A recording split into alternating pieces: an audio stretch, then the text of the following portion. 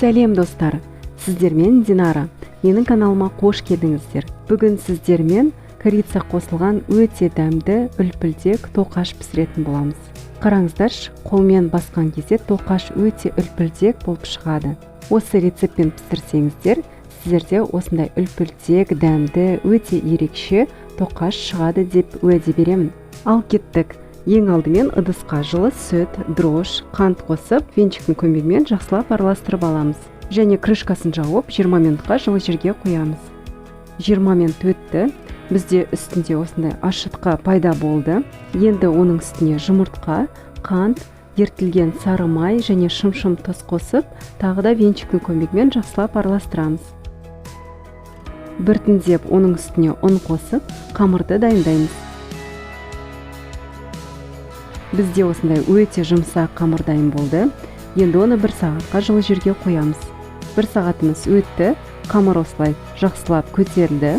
Тоқаш дайындаудың бір ерекшелігі, біз оның орнына сұйық май қолданамыз. Дастарханның үстіне кішкене сұйық май құйып, қамырымызды жаямыз. Алдымен қамырды видеодағыдай қолмен жайсаңыздар болады, кейін оқтаудың көмегімен жаямыз. Қамырдың ені шамамен 5 мм-дей жайсаңыздар болады. Бетіне қалған ертілген майды жағамыз. Ыдыста корица мен қантты араластырамыз. Жақсылап араластырып болған соң, оны қамырдың бетіне тегістеп сеуіп аламыз.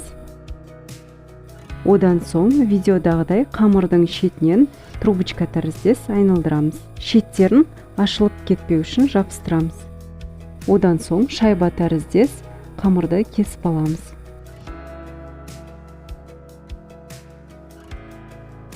Міндетті түрде шеттері ашылып кетпеу үшін видеодағыдай төменге қарай жабыстырамыз.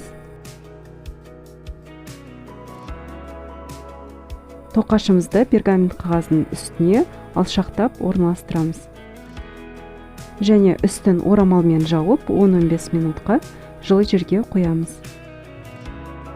Уақыт өткен соң тоқашымыз көтеріліп, жұмыртқаны үстіне жағамыз.